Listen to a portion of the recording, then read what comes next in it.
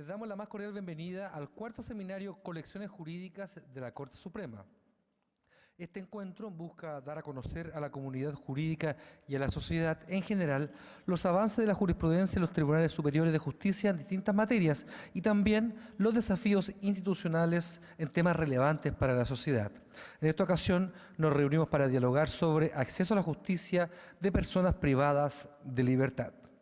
Este seminario estará disponible desde esta tarde en el canal de televisión del Poder Judicial www.poderjudicialtv.cl para su revisión posterior.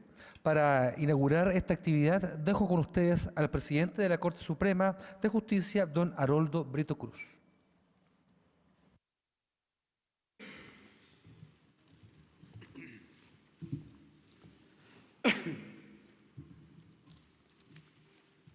Este ha sido un día bastante movido, estamos con muchas actividades y eso nos parece bien en verdad. Inauguramos hace poco rato una exposición sobre 100 años de cuenta pública y lo hemos hecho como una forma de relevar una actividad de precisamente dar cuenta y relacionarlos con la comunidad, para nosotros muy importante. Y ahora esta segunda actividad en el día sobre acceso a la justicia, precisamente de personas privadas de libertad, es un tema también que particularmente y personalmente me motiva muchísimo.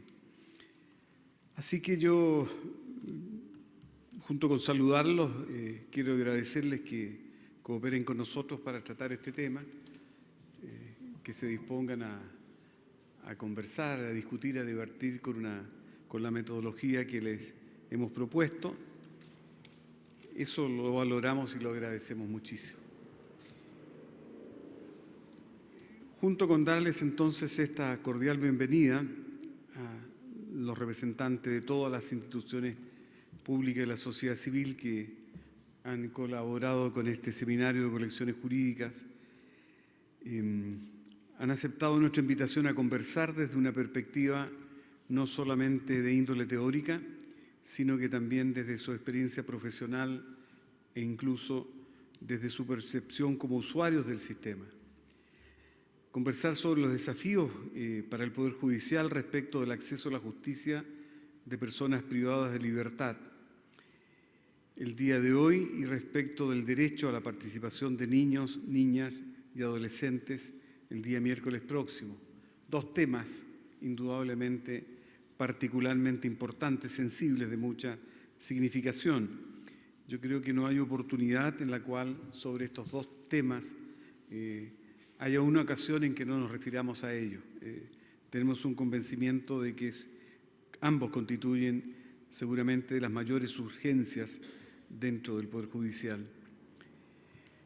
Es un honor advertir que por cuarta vez se han abierto las puertas del Palacio de Tribunales con el fin de explicitar que se trata de un espacio público y que no solamente cumple con el objeto de resolver conflictos o decir el derecho, sino que entendemos como un lugar donde también deben confluir las ideas a través de la generación del debate sobre temas vinculados al sector justicia, donde son protagonistas en igualdad de condiciones tantos los representantes del Poder Judicial, los jueces, como los académicos, los representantes de las instituciones del gobierno, de organizaciones no gubernamentales y la sociedad civil en general.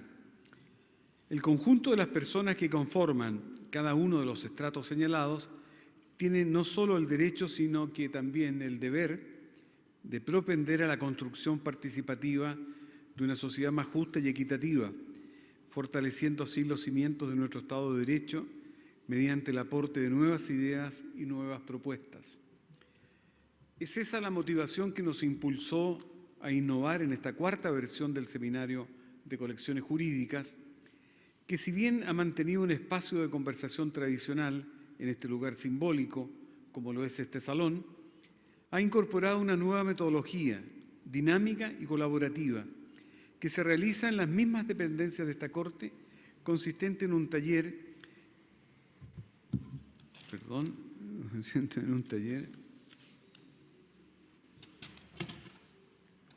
de trabajo en el que se dieron cita nuestros expositores y invitados que en esta audiencia nos acompañan, con el fin de plantear los desafíos tendientes a avanzar en el reconocimiento y efectivización de los derechos de los grupos vulnerables.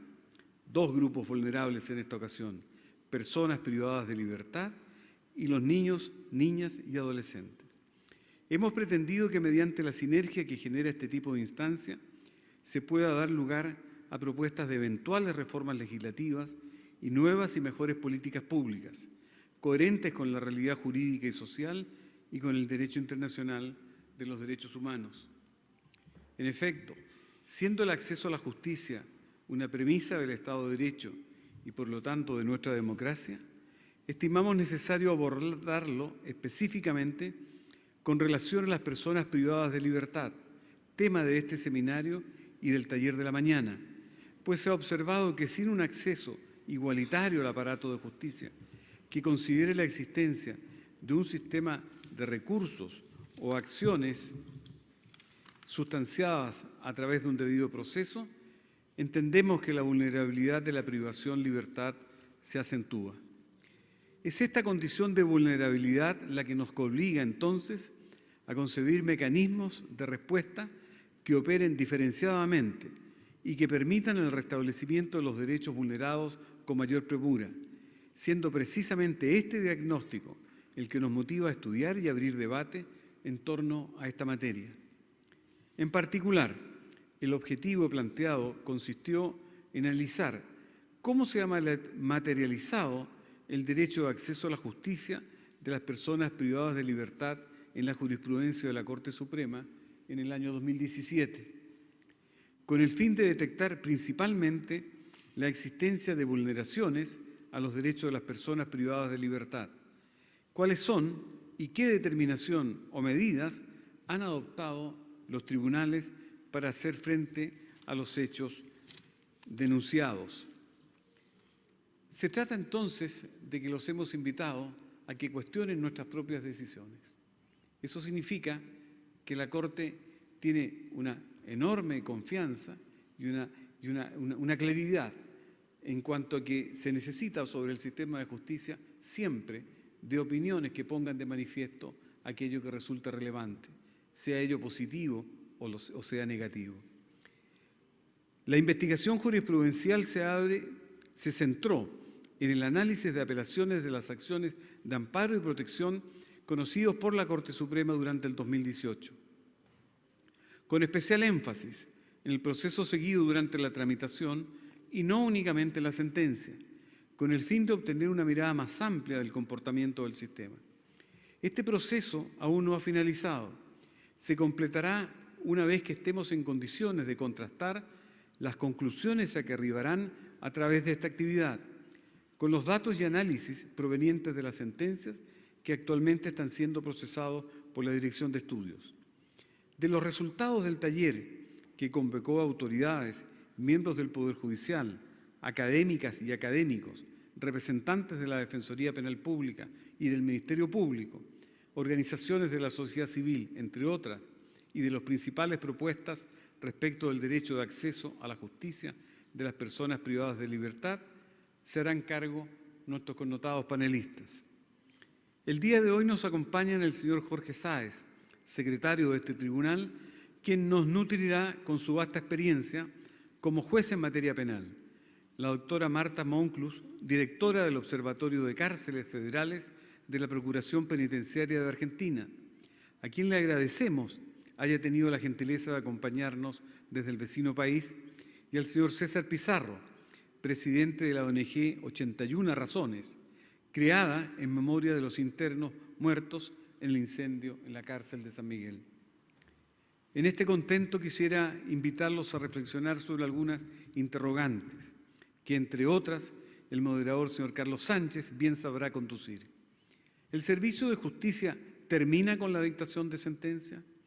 En este sentido, ¿cuál es el rol que debe asumir el Poder Judicial con relación al derecho al acceso a la justicia de las personas privadas de libertad?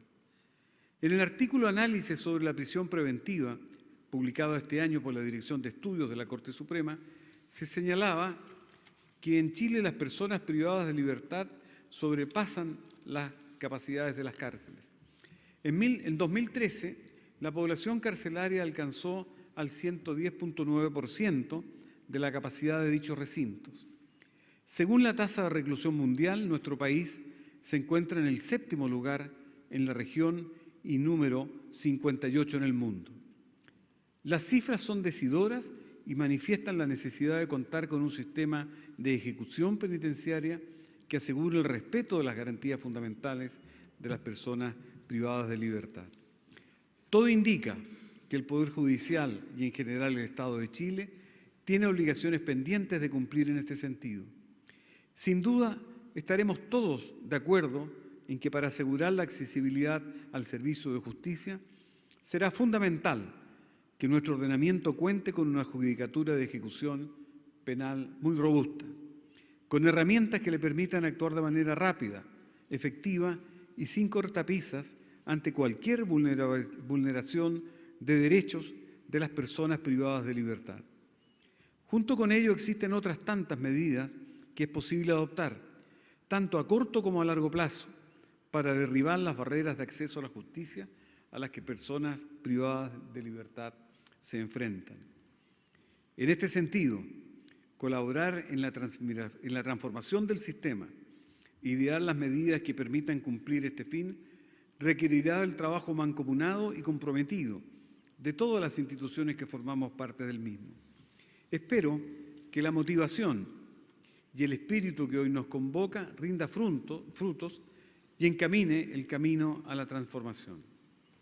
En ese mismo ánimo, el que aprovecho de transmitir para la sesión del próximo día miércoles, que al igual que la actividad del día de hoy pretende proporcionar un espacio para dialogar acerca de los desafíos para el Poder Judicial respecto de la efectivización y protección de los derechos de los niños, niñas y adolescentes en general y del derecho a la participación de los mismos en particular, y sobre cómo podemos avanzar en el cumplimiento de los estándares desarrollados en el derecho internacional y en el derecho interno en esta materia. Pese a los avances observados, sabemos que nuestro país aún tiene importantes desafíos y brechas en materia de adecuación normativa, disposición de recursos y capacidad institucional para abordar los temas que dificultan la efectiva implementación de este cambio de paradigma y el respeto y protección efectiva de los derechos de los niños y niñas, tal como lo identificó recientemente el Comité de Derechos del Niño luego de su visita a nuestro país. En este sentido, junto con los demás órganos del Estado e instituciones que tienen bajo su mandato la protección de los derechos, el Poder Judicial tiene un rol fundamental y el deber de contribuir a superar estas brechas. Esta es la visión que actualmente conduce el Grupo de Trabajo sobre Niños y Niñas a cargo de la ministra de esta Corte, señora Rosa María Maggi, recientemente creado mediante aprobación del Tribunal de la Corte Suprema. Nos acompañarán en esta ocasión la señora Patricia Muñoz, actual defensora de la niñez, y las prestigiosas académicas especialistas en infancia, la doctora Fabiola Latrop, profesora de la Universidad de Chile, y Marisa Herrera, profesora de la Universidad de Buenos Aires, quienes debatirán acerca de los resultados del taller respectivo y de las inquietudes planteadas por la audiencia, bajo la moderación del doctor Miguel Sillero, presidente del Centro Iberoamericano de Derechos del Niño. Como pueden observar, la elección de las temáticas no ha sido baladí. Fueron seleccionadas a través de un proceso previo de carácter metodológico que intentó conjugar la contingencia nacional con la actividad jurisprudencial de los tribunales superiores de justicia. En consecuencia, hubo un proceso de análisis heurístico dedicado a indagar la bibliografía académica, la actividad legislativa, la actividad jurisprudencial, entre otras fuentes provenientes de la sociedad civil. Este proceso se enmarca en la lógica propuesta por el proyecto Colecciones Jurídicas de la Corte Suprema, consistente en una iniciativa que se ha venido desarrollando desde 2014 y que tiene como fin último ofrecer a la comunidad el conocimiento que mediante un esfuerzo participativo y colaborativo recoja no solo el resultado de la labor jurisdiccional, sino que también la doctrina legislación y percepciones ciudadanas que se vinculan. Finalmente, en el afán de no perder el conocimiento generado en esta importante instancia, y una vez sistematizada la información que se recabe en los talleres y en este conversatorio, y confrontada con el resultado del análisis jurisprudencial que actualmente está siendo elaborada por la Dirección de Estudios de la Corte Suprema, se procederá a la publicación de los hallazgos y propuestas más relevantes en la revista Colecciones Jurídicas de la Corte Suprema, la que intentará reflejar todo el esfuerzo y el compromiso puesto por cada uno de los asistentes a la mesa de trabajo, de los expositores y de esta audiencia, que de forma colaborativa conjugan su experiencia apuntando a ofrecer mayor dignidad a personas que actualmente carecen de un adecuado acceso a la justicia, los privados de libertad y los niños y niñas de nuestro país. Muchas gracias.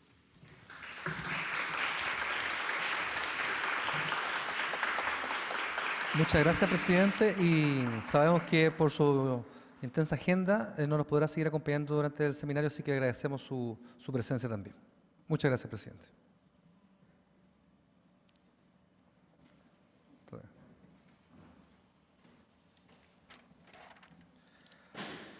Luego de esta inauguración, iniciamos entonces el conversatorio. Invito a pasar adelante a los panelistas, Jorge Sáez, Marta Monclús y también César Pizarro, y al moderador, Carlos Sánchez.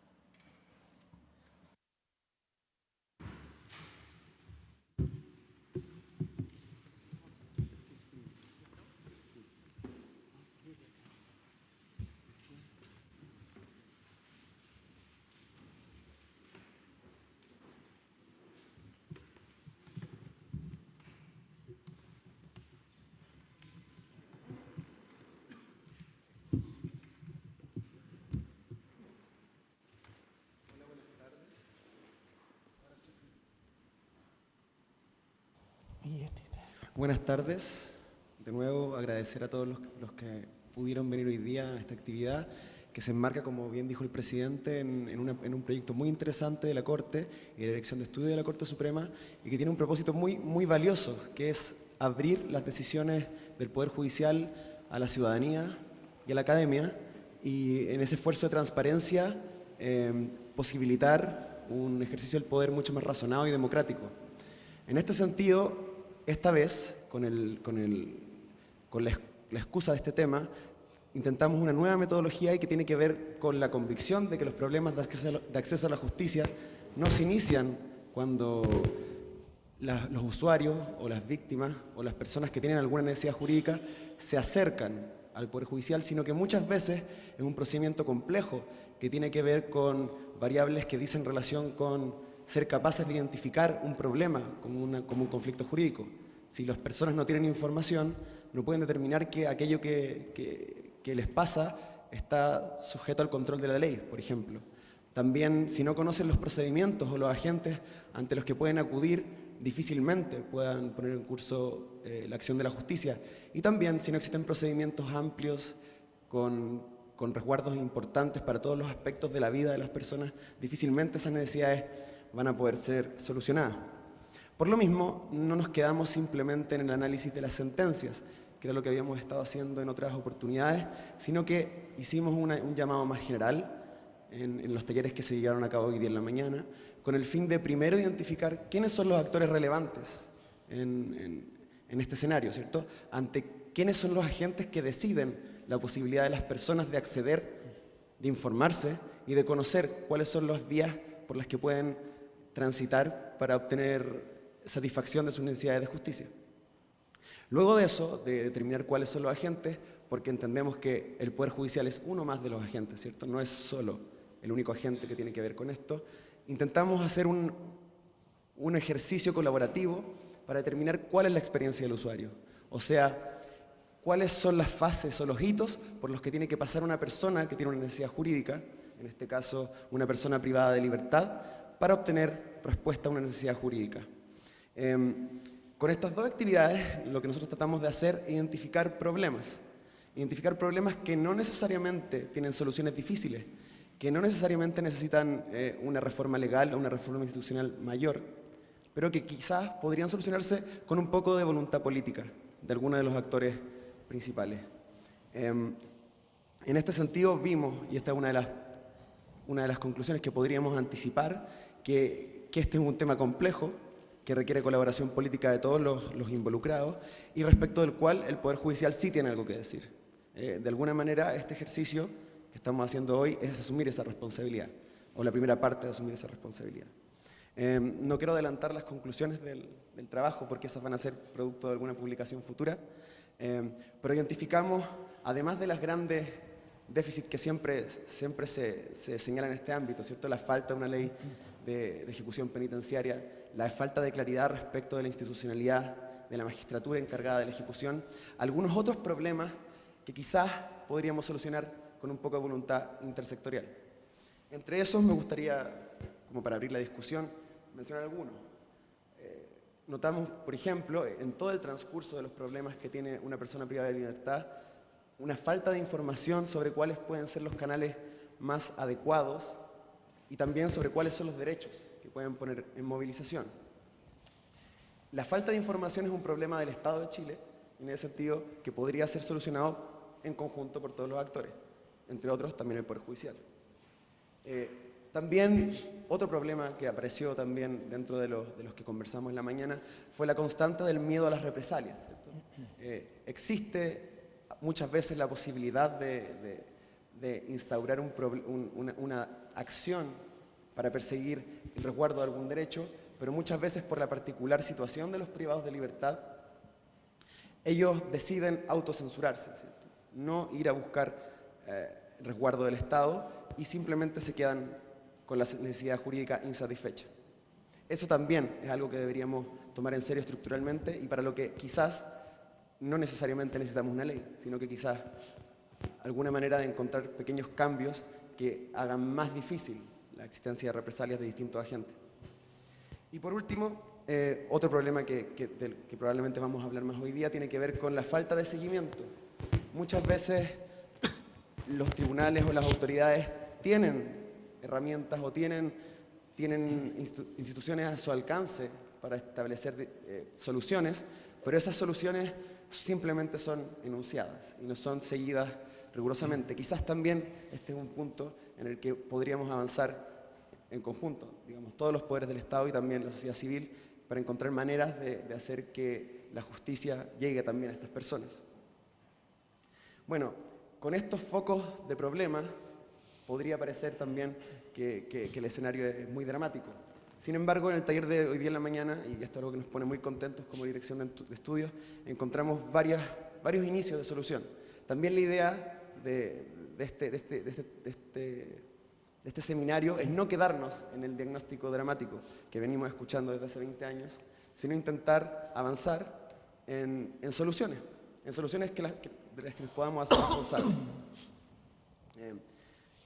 En este escenario es que vamos a tener 3 exposiciones hoy día que dicen relación con la materia y que relacionadas también con lo que hablamos hoy día dirán distintos puntos sobre esta problemática.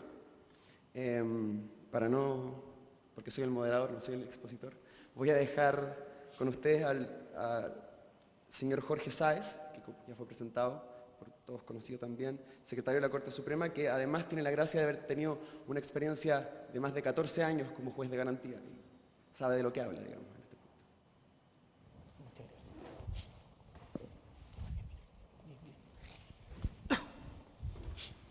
Muy buenas tardes, bienvenidos a la Corte y gracias por la invitación que se me ha hecho. Tengo solo 10 minutos para exponer un tema, de manera tal que voy a ir muy rápido y al grano, ¿no?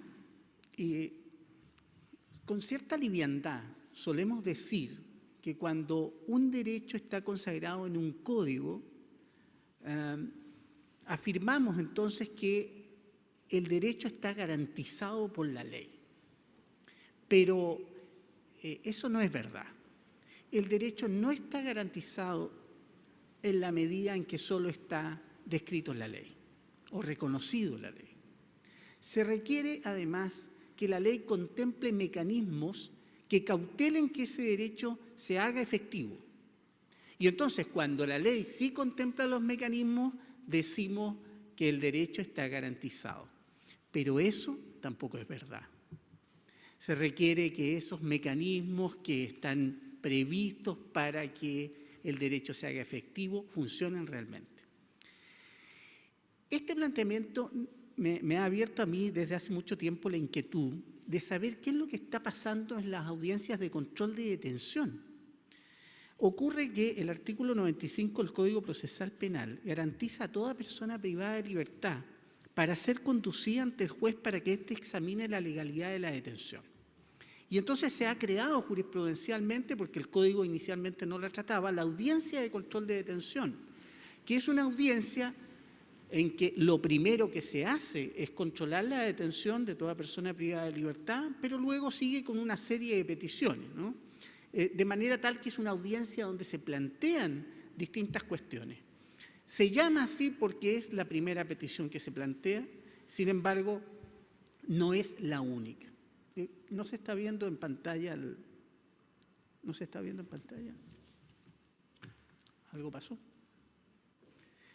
Bueno, les quiero contar de este estudio. Yo hice un estudio estadístico sobre lo que estaba pasando en la audiencia de control de detención y voy a dar a conocer algunas cifras de este estudio, lo que correspondería a un adelanto del mismo. Sin embargo, no me permite el tiempo exponerlos todos. Se revisó en este estudio 2.244 registros de audio de audiencia de control de detención. Todos estos registros de audio corresponden a juzgados de garantía de Santiago, todos los cuales se encuentran ubicados en el Centro de Justicia. Y en ellos se analizó la conducta de 115 jueces que controlan la detención. Y esta cantidad arroja, es el resultado de una jornada completa de trabajo de cada uno de estos 115 jueces.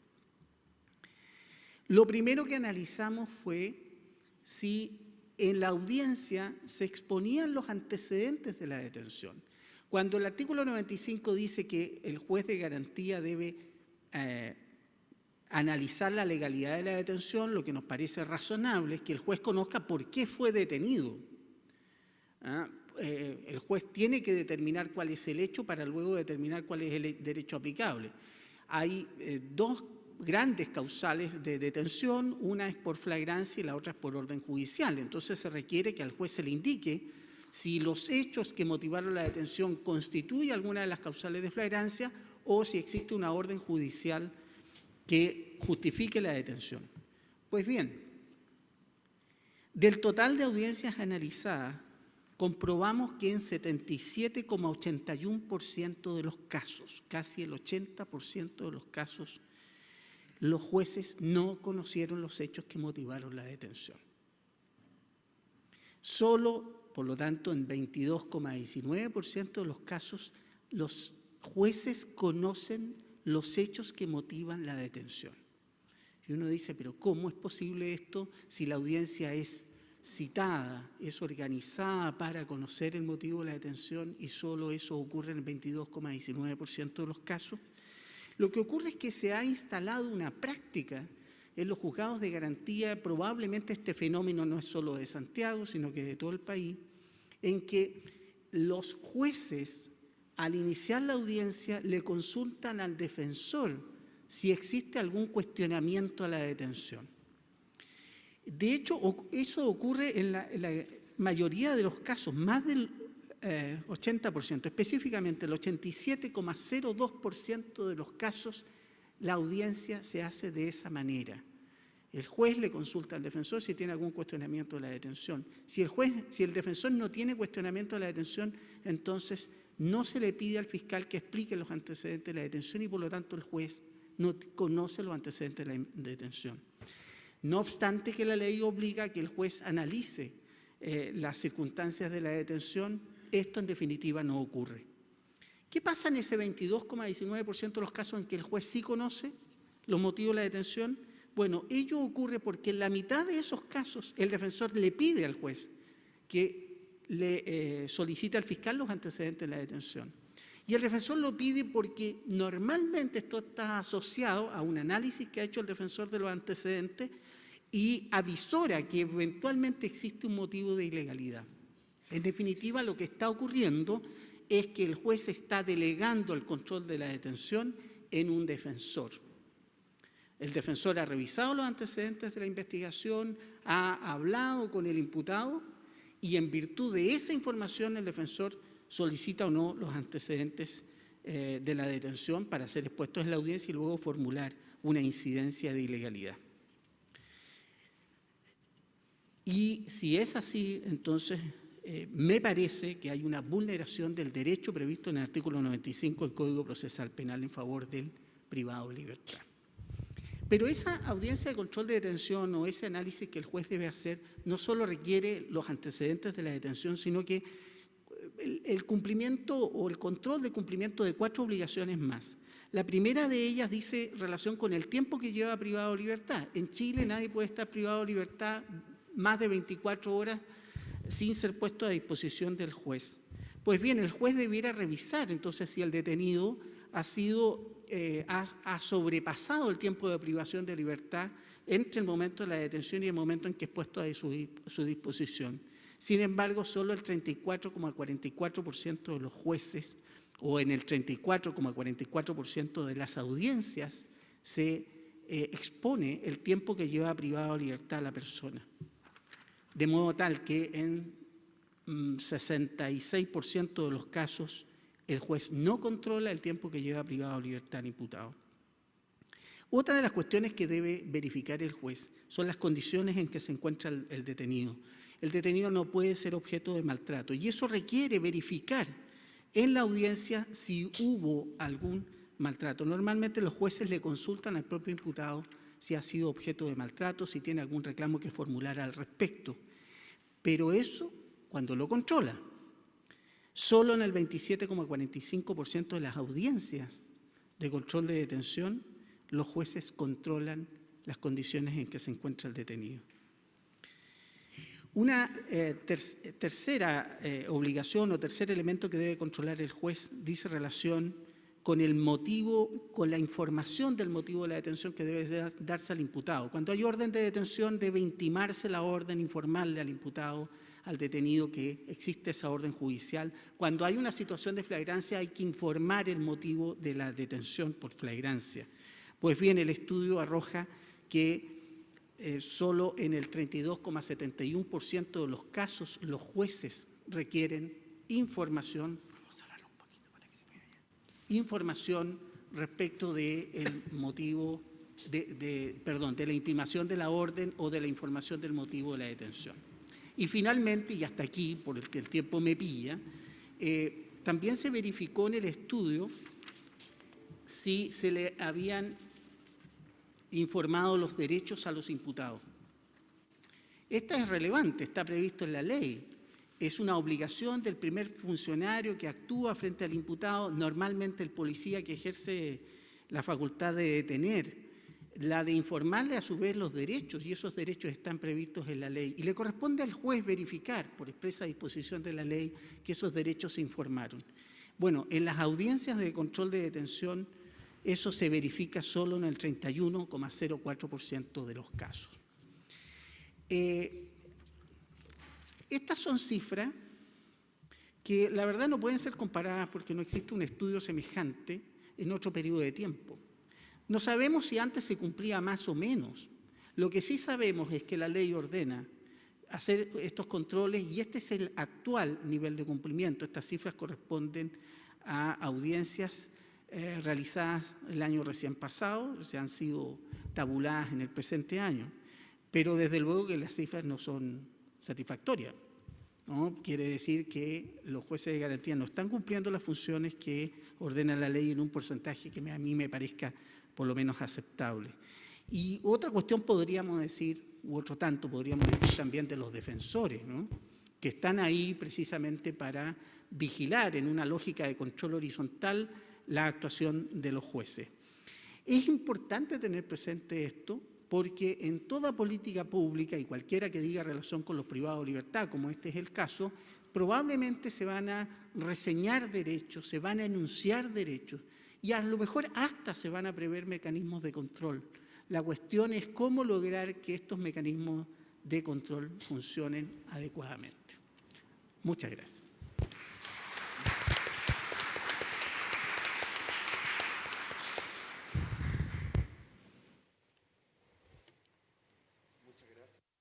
Muchas gracias, don Jorge. Ahora los dejo con la señora Marta Monclús.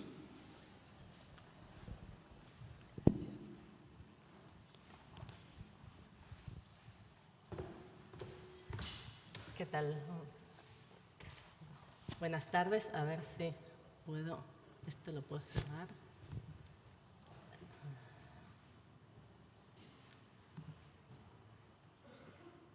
Acá.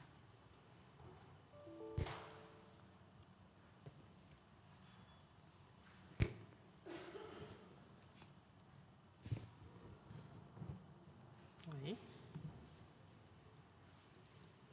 Esto para que funcione, ¿saben?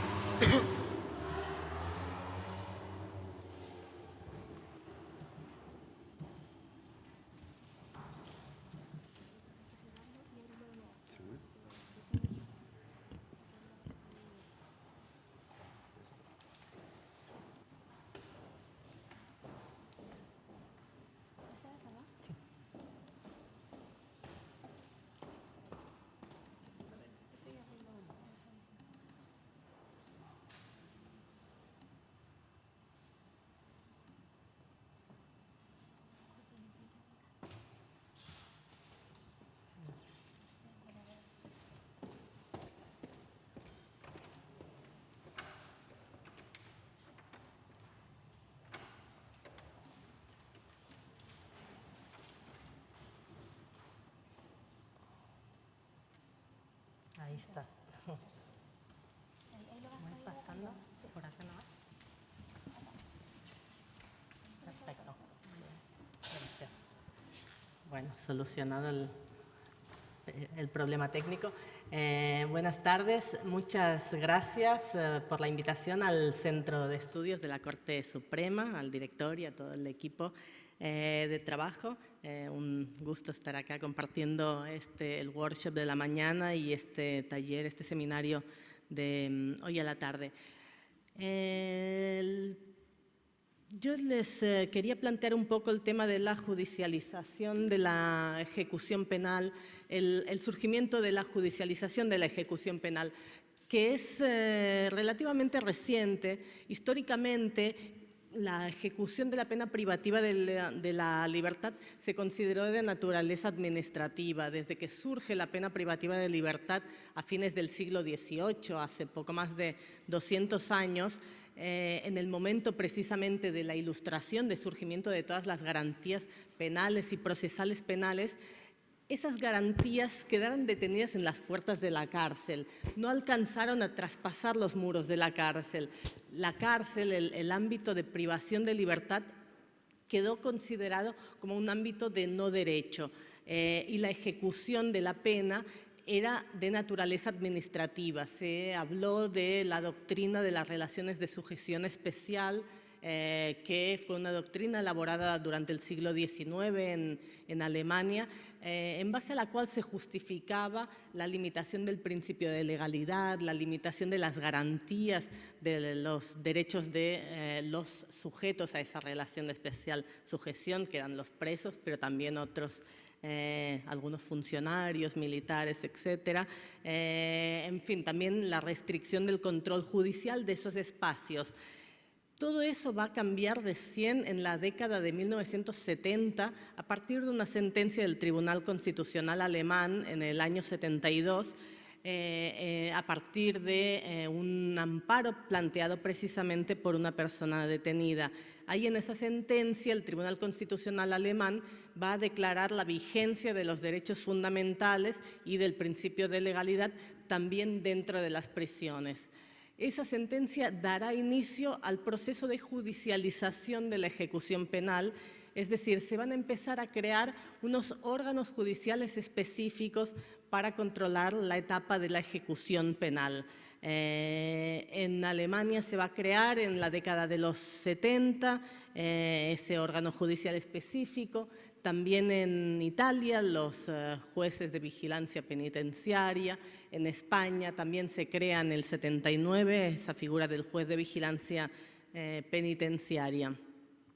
En Argentina, donde yo resido, la judicialización de la ejecución penal se va a dar recién en 1991 con la aprobación de un nuevo Código Procesal Penal de la Nación. Ahí se creará la figura de los jueces de ejecución penal. Ello se va a consolidar al cabo de unos pocos años con la aprobación de la Ley de Ejecución Penal Nacional en el 96, que establece el permanente control judicial de la ejecución penal y la figura del juez de ejecución penal como garante de los derechos de los condenados.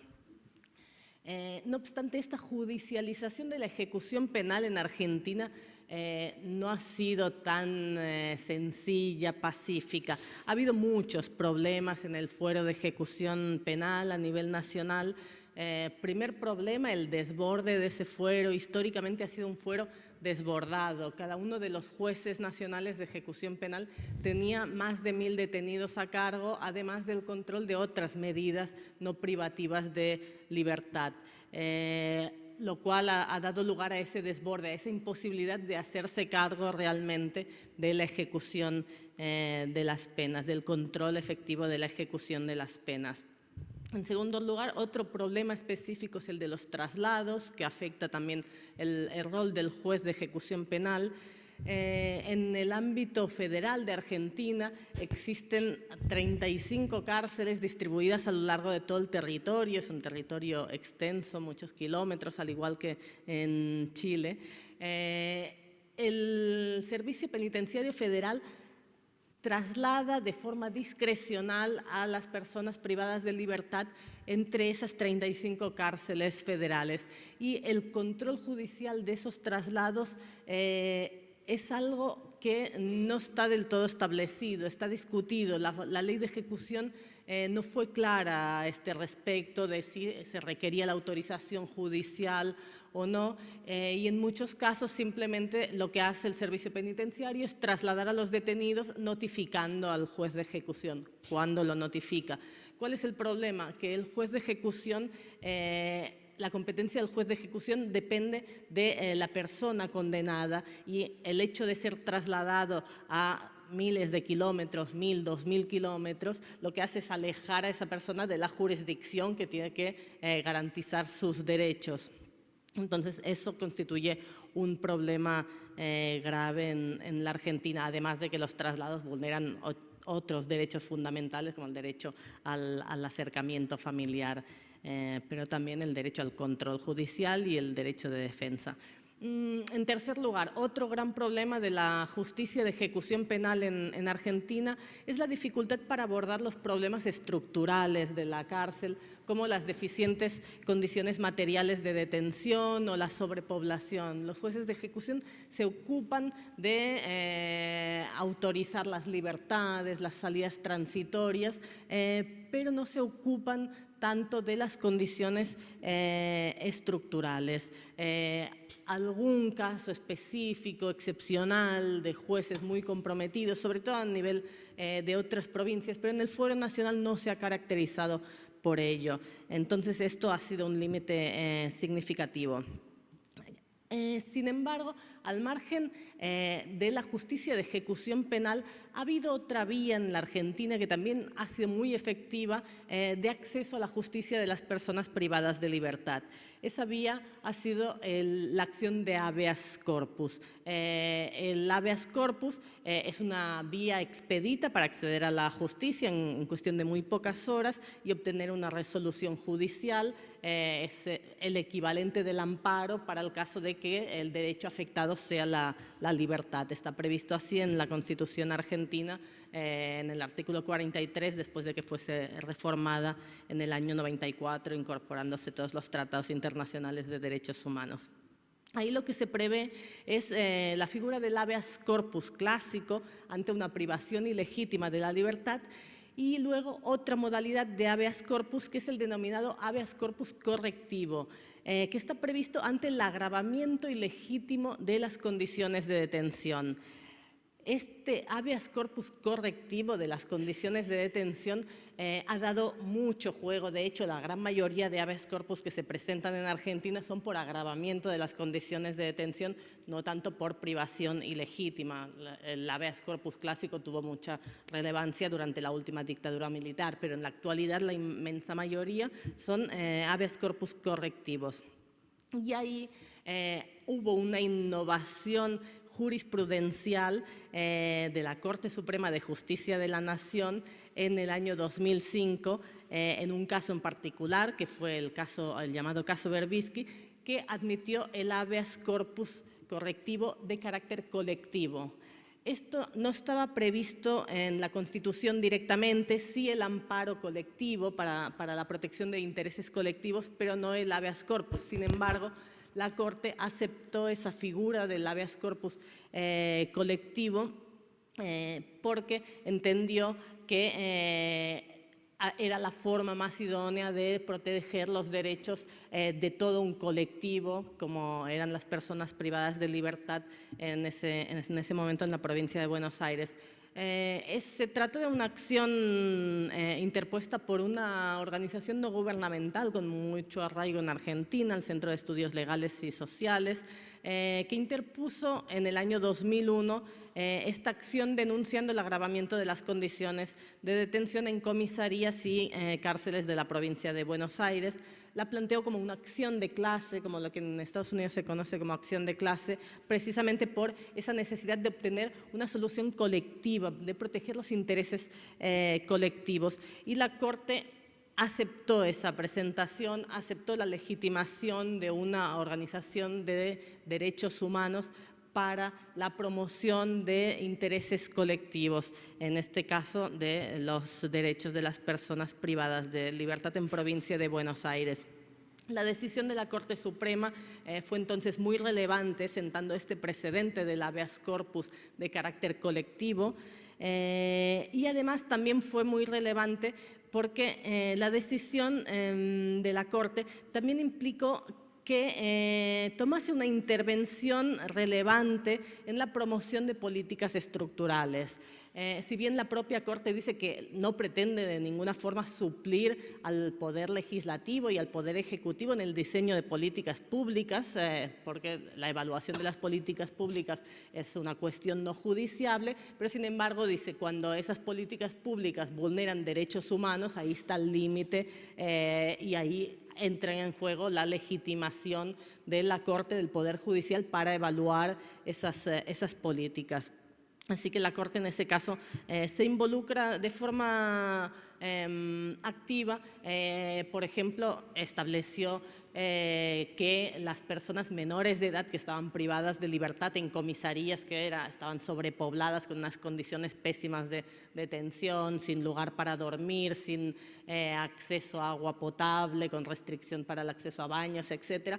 Dijo, bueno, las personas menores de edad y las personas enfermas tienen que salir en el plazo de 60 días. Eso lo dispuso directamente la Corte. Después, otras medidas que dispuso es que cada juez debía evaluar la necesidad de mantener esa detención ordenada en el caso concreto de cada uno de los detenidos y pensar si era posible sustituirlo por medidas menos gravosas de la libertad, como dispositivos electrónicos, otras medidas. Otro señalamiento relevante de la Corte en el fallo fue el reconocimiento de las reglas mínimas de Naciones Unidas para el tratamiento de los reclusos. En ese momento la versión de 1955, ahora hay que considerarlo ayornado a las reglas Mandela de 2015. La Corte señaló que ese era el contenido operativo del artículo 18 de la Constitución, que ese artículo proviene de la redacción original de 1853 y nos dice que las cárceles serán sanas y limpias. Dice, bueno, sanas y limpias implica cumplir las reglas mínimas de Naciones Unidas para el tratamiento de los reclusos como piso mínimo a garantizar. Y en tercer lugar, la Corte señaló algo también relevante, que es que la solución al problema de la sobrepoblación y las pésimas condiciones materiales en las cárceles y comisarias de provincia de Buenos Aires debía involucrar a los 3 poderes provinciales y que no se resolvía construyendo más cárceles. La solución frente a la sobrepoblación y las condiciones materiales deficientes no es la construcción de nuevas cárceles, no es entrar en una carrera de ir construyendo cárceles y que se vayan llenando esas plazas, sino que hay que pensar una solución en la que intervengan todos los poderes del Estado. Para finalizar, señalar que este precedente de la Corte Suprema de 2005 abrió como un camino que habilitó un amplio uso del habeas corpus de carácter correctivo para agravamiento de condiciones de detención ilegítimo, de carácter colectivo en Argentina. Es decir, el habeas corpus correctivo colectivo se ha convertido en una herramienta para la promoción de los derechos de las personas detenidas y se ha usado inicialmente para protección de derechos clásicos civiles, derecho a la vida, a la integridad física, pero después también se ha usado para garantizar el acceso a los derechos económicos, sociales, culturales. Tenemos fallos referentes al acceso al trabajo, al acceso a la educación, desde la Procuración Penitenciaria de la Nación, que es un organismo de protección de los derechos de las personas detenidas en cárceles y otros lugares de detención federales en Argentina y que ha sido designado Mecanismo Nacional de Prevención de la Tortura para el ámbito federal. Hemos litigado muchos casos mediante esta herramienta, el habeas corpus colectivo, logrando estándares de protección de derechos y logrando abordar distintas problemáticas muy variadas, temas de acceso a alimentación, acceso a educación, trabajo, derechos políticos, acceso al voto, el tema de los traslados, temas del aislamiento, entre muchos otros. Ha habido como una ampliación en el uso del habeas corpus, ha sido como una vía bastante idónea, no exenta de problemas tampoco, porque tenemos muchos problemas después en cuanto a la ejecución o al cumplimiento de los fallos. Hemos obtenido muchos fallos positivos que establecen estándares de protección de derechos y después el problema muchas veces es lograr que esos fallos positivos se cumplan. Pero bueno, esto es otro capítulo que vamos a dejar aquí. Muchas gracias.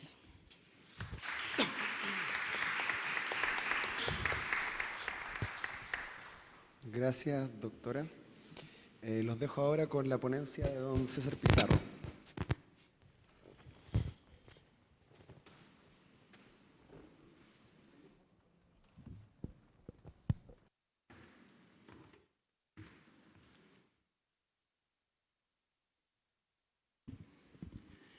Hola, buenas tardes a todos y todas. Primero, dar las gracias por la cordial invitación. Me presento, mi nombre es César Pizarro, vengo en representación de los presos y presas, vengo en representación de la familia de los 81 presos muertos en la cárcel de San Miguel y en representación de todas las personas que hoy en día en Chile y el mundo luchan por una vida más digna y una vida más humana dentro de las cárceles. Así que de antemano agradecer la invitación cordial al cielo de la justicia, porque el sábado estuve en la cárcel de Valparaíso, estuve hace poco en Colina, estuve en la cárcel de San Miguel en la Velatón, estuve en 5 funerales de 5 presos asesinados en las cárceles, estuve en su velorio, abrazando a sus mamás, a sus familias, y la realidad carcelaria sigue asesinando gente, familia, ciudadanos, personas. Pero esas personas han sido todas pobres. Todavía no visito a un familiar de una persona de otro estatus social que le hayan asesinado a su familiar en la cárcel. Y si ocurriera, ahí estaría. Porque desde un principio nosotros nacemos del fuego que quemó a nuestros familiares. Cuando no tuvimos acceso a la justicia, no teníamos acceso a quejarnos en la fila, no teníamos acceso a un tribunal, o si lo había, era muy difícil llegar a un juzgado de garantía, o a la Corte de Apelaciones, o a la Corte Suprema, donde hoy en día estoy ahora exponiendo. Porque la única forma de llegar acá quizá era tratar de ingresar a la fuerza e irme preso. Y con la lucha, la perseverancia, la constancia, el cambiar el pensamiento, el insistirle a la gente que se sacara el odio de su vida diaria, pudimos lograr crear un camino que era posible. Ser escuchados por el INDH, por la DPP, por jueces de garantía, por gente de la iglesia, por los mismos presos y ganarnos la confianza de la población penal en Chile, que fue uno de los pasos fundamentales, y de darle credibilidad a esta lucha de 81 razones. Porque era muy difícil tener acceso a la justicia incluso en una comisaría.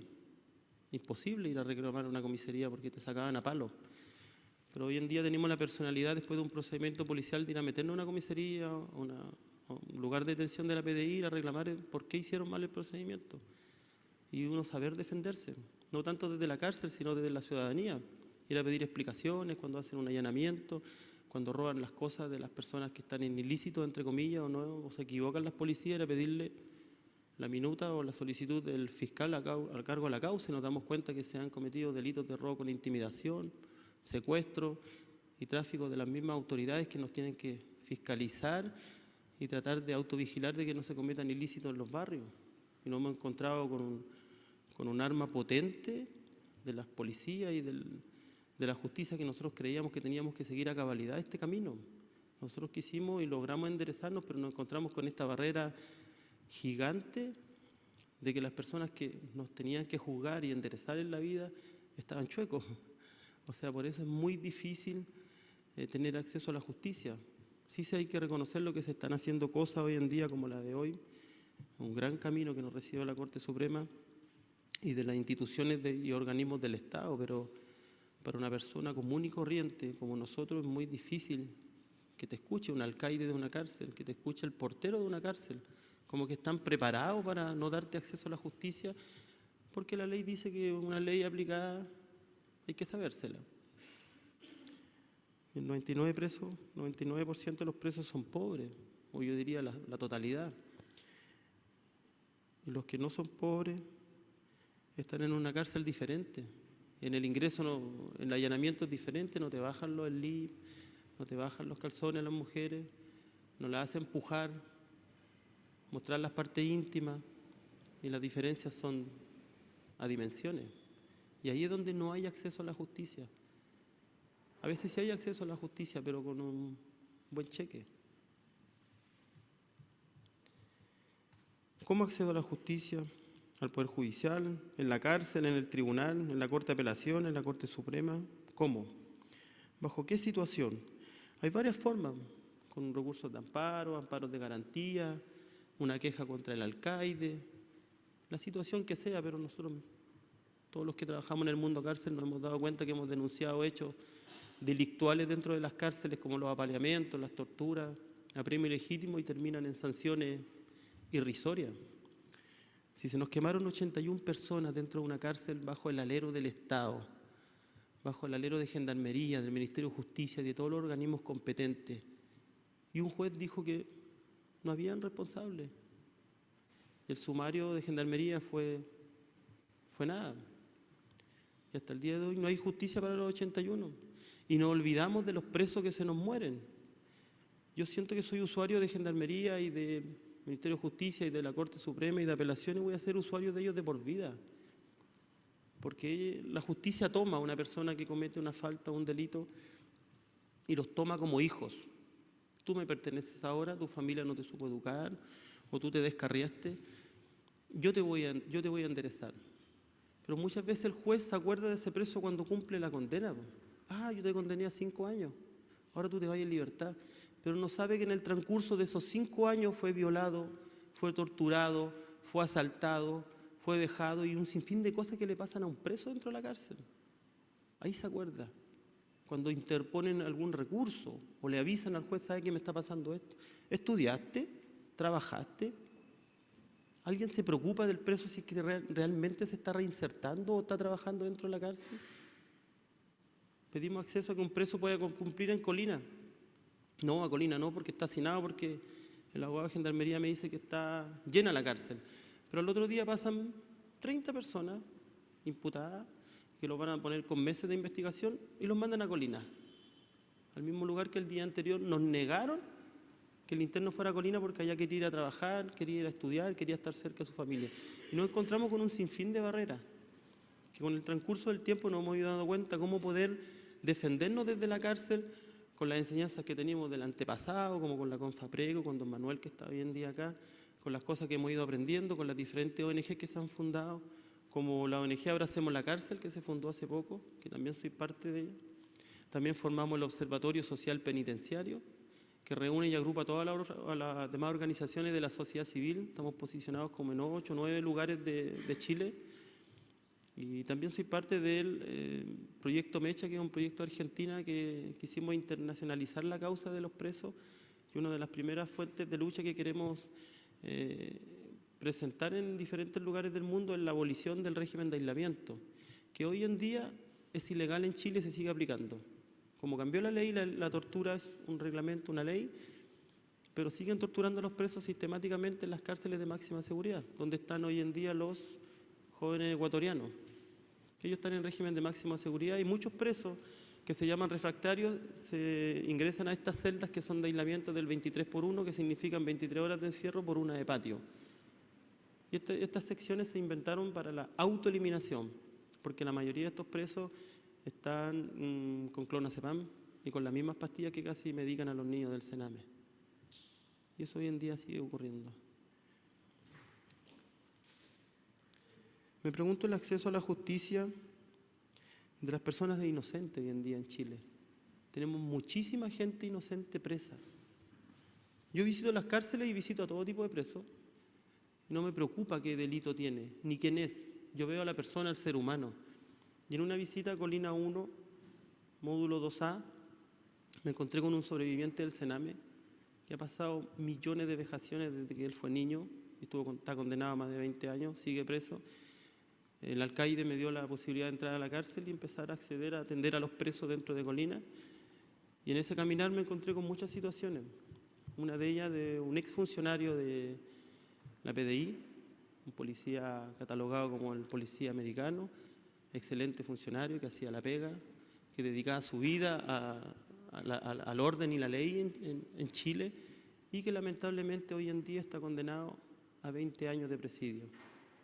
Porque dentro de su trabajo como policía encubierto descubrió que los que estaban accediendo al tráfico en gigantes rasgos era la gente que decía en la televisión que no debería haber droga en Chile. Yo le creo. Quizás la justicia en Chile no le creyó. Y él hoy día lleva casi 6 años, perdió su vida. Y está luchando por buscar acceso a la justicia. También digo la gente que está privada de libertad a muchos años. ¿Cómo se accede cuando uno está preso y te condenan a 30 años y uno quiere buscar un beneficio intrapenitenciario o la condia, algo cuando las puertas están cerradas desde la cárcel y nadie te quiere ayudar porque tu causa es muy complicada? A veces incluso ni los abogados van porque se sienten involucrados en una causa complicada, como me pasó el día sábado en Valparaíso y también en Colina 2. Se cierran las puertas. Alguien dice que esa persona no salga cuando cumple con todos los requisitos. Y alguien no se atreve o no se pone los pantalones en decir, tienen que darle el beneficio. Como pudo ser posible con Ballesteros, que le quedaban 20 años para cumplir su pena y salió con la libertad condicional. Se puede. Pero cuando hay voluntad, cuando necesitamos, cuando queremos que la gente sí se le den oportunidades. Yo caigo a la cárcel como bandido. Sí, vengo con tráfico, vengo con 1000 kilos. Vengo por 5 asaltos a camiones blindados. Fui audaz, fui agresivo. Pero ya con el pasar del tiempo uno se va transformando en la cárcel. Muchos siguen, pero la mayoría no quiere volver a la cárcel. La estadística de la libertad condicional, ¿cuántos presos reinciden? ¿Cuántos presos están por cumplir el requisito para la libertad condicional que han vivido en una selva su proceso de cárcel y así todo tienen buena conducta, trabajan, ingresan materiales, arreglan la cárcel, invierten millones de pesos dentro de la cárcel? Y cuando van a cumplir el requisito de la libertad condicional, se le encuentra justo una cuchilla, droga, arma. Y eso nos da de pensar cosas extrañas, que el sistema está como preparado y hecho para que la población penal no tenga las oportunidades. Pero esa es una parte mala. También hay que mencionar la parte buena.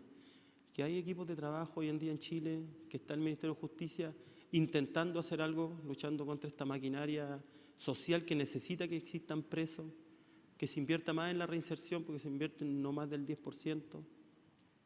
Se ha profesionalizado el INDH, la Defensoría, el Observatorio que somos nosotros, el hermano pobre de la sociedad civil. Nos hemos potenciado, hemos estado tratando de buscar proyectos y de poder ayudar a la gente diciéndole sí hay acceso a la justicia. Nosotros trabajamos de lunes a lunes, porque si a un preso lo apuñalan el día sábado, ¿quién va a ver al preso? Hasta el lunes, espérate hasta el lunes, ojalá no sea grave. ¿Quién lo recibe? ¿Quién se sale de su oficina de trabajo el día domingo para ir a verlo? ¿O quién presenta un recurso? ¿Quién presenta un amparo? Pero creemos que vamos en el buen camino.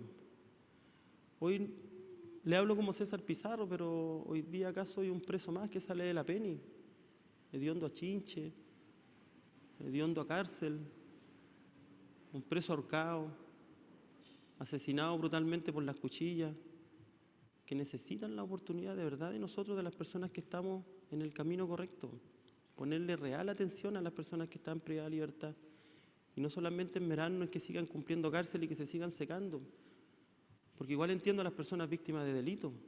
También he tenido familiares asaltados, mataron a un tío mío a piedrazos en la cabeza, lo apuñalaron a mi abuelo, y fui a la cárcel y voy a ir a visitar a esas personas que lo asesinaron.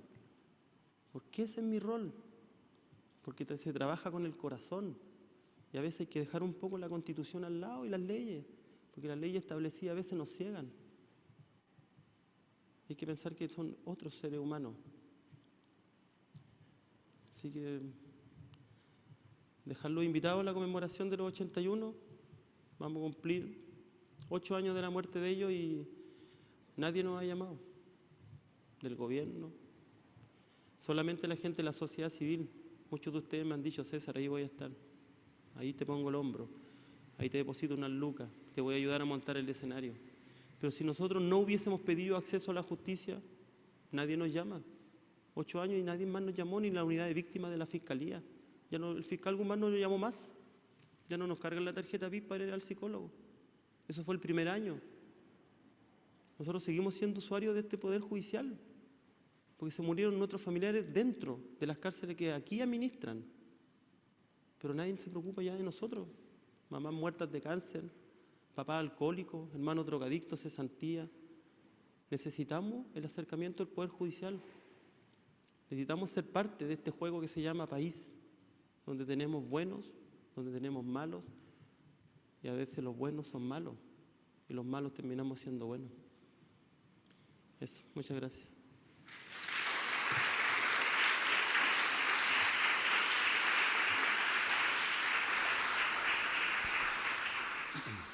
Gracias, César.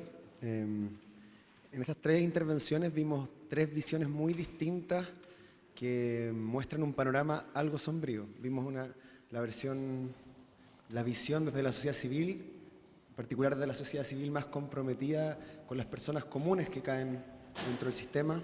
Vimos una visión más bien académica y comparada, que de alguna manera nos muestra los desafíos que tenemos pendientes también, porque la necesidad de que el cambio de paradigma de la judicialización, de la ejecución, sea una realidad en Chile, sigue siendo algún tema pendiente, y los problemas que eso va a traer, ¿cierto?, a nosotros como Poder Judicial. Y también vimos una visión más bien institucional, que tiene que ver con el problema presente de que muchas veces lo que dice la ley es solo una parte, y hay una brecha entre la realidad y la ley, y tenemos que pensar en formas de que esa brecha ya no exista. Bueno, este panorama sombrío no puede hacernos inmovilizar, entonces en la siguiente actividad que queremos llamarnos a debatir, ¿cierto?, especialmente a nuestros 3 expositores, sobre alguna forma o alguna manera en que nosotros como Poder Judicial en particular podríamos mejorar o encaminar al país en alguna solución. En relación, me gustaría plantear 3 ámbitos que fueron conversados aquí, ¿cierto? El primero, el que comentaba don Jorge Sáez, ¿cómo podríamos hacer como Poder Judicial, por ejemplo, para eliminar esta brecha que existe entre lo que dice la ley, que tiene que hacer, por ejemplo, un juez en un control de detención, o que tiene que hacer un defensor en un control de detención, y lo que en verdad se hace? Esa como primera pregunta a todos los participantes. La segunda pregunta que me gustaría plantearles es, bueno, si tenemos la experiencia de Argentina, que el 91 cambió decididamente la manera de enfrentar los problemas de ejecución, y tenemos una realidad legislativa chilena en que, al parecer, la justiciabilidad de los derechos de las personas privadas de libertad se ve como algo no tan cercano, ¿qué podrías decirnos ella como consejo, y quizás a partir de la experiencia del recurso de amparo correctivo, no sé, cómo podríamos avanzar como Poder Judicial en este ámbito, en lograr un efectivo cambio de paradigma también entre nosotros, en que los problemas de derechos y necesidades jurídicas de las personas privadas de libertad lleguen efectivamente a solución? Y por último, también plantear como un tema a todos los presentes también, ¿qué podemos hacer también como Poder Judicial en particular, pero también como órganos del Estado, para eliminar un poco esta situación kafkiana que describía César, ¿cierto? En que no sabemos muy bien en quién confiar? Primero me gustaría ofrecer la palabra a los expositores para armar un breve debate, y luego de eso abrir una ronda de preguntas a los asistentes. Sí, ¿alguno? Muchas gracias.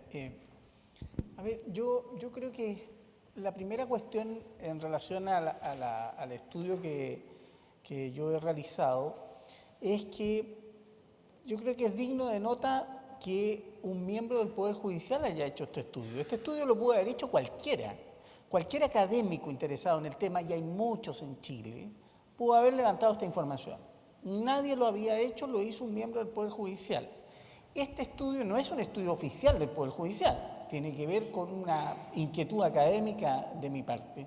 Por lo tanto, yo no podría decir que el Poder Judicial está interesado en levantar información, porque no es algo que se haya evidenciado como una necesidad en lo que se refiere a este tipo de asuntos. Pero sí el Poder Judicial está permanentemente, a través de la Dirección de Estudio, a través de la Corporación Administrativa, levantando información, porque necesitamos saber cómo lo estamos haciendo. Y lo peor que nos puede pasar es que las instituciones tengan una mirada autocomplaciente de lo que hacen y que defendamos lo que hacemos con una mirada institucional y como si las críticas fueran injustas. Las críticas no son injustas. Yo creo que el presidente ha hecho un llamado a abrir las mentes y a decirnos qué ven ustedes y que podríamos mejorar. Bueno, yo creo que aquí hay un punto de inicio, ¿eh? Hay un trabajo en las audiencias de control de detención que no estamos haciendo bien y que es necesario mejorar. Lo que yo quiero decir es que lo que no está determinado en el estudio son las causas que llevan a conseguir cifras tan mediocres. Pero creo yo que cada juez que hace un control de detención lo hace y lo estructura con una lógica bastante honesta. Yo creo que todos los jueces creen que lo están haciendo bien. Cuando se ha llegado a esta dinámica de delegar en el defensor el control de detención, examinando los antecedentes y planteándole al juez si es que advierte que hay algo extraño, yo creo que se hace con la creencia de que está bien. Mi punto es que eso no está bien. Y no está bien no solo porque no se cumpla con la ley, sino porque el juez tiene una función relevante que cumplir y esa función no puede delegarla. Aunque nos parezca que el defensor es un buen defensor. Y esta en particular, esta función no la puede delegar porque el juez también tiene la tarea de controlar el desempeño técnico del defensor. Por lo tanto, si tiene que controlar la detención, no puede delegar el control de la detención en un defensor respecto de quien no sabe si ha hecho bien o no su trabajo. Pero se ha llegado a esta práctica por una mirada donde la eficiencia le ha ganado a la necesidad de cautelar los derechos de las personas. Y ese probablemente es un defecto que le ha pasado al Poder Judicial desde hace un tiempo, desde que incorporamos en nuestros equipos de trabajo a los administradores de tribunales que nos trajeron una mirada interesante respecto a la eficiencia y eficacia de nuestros procesos.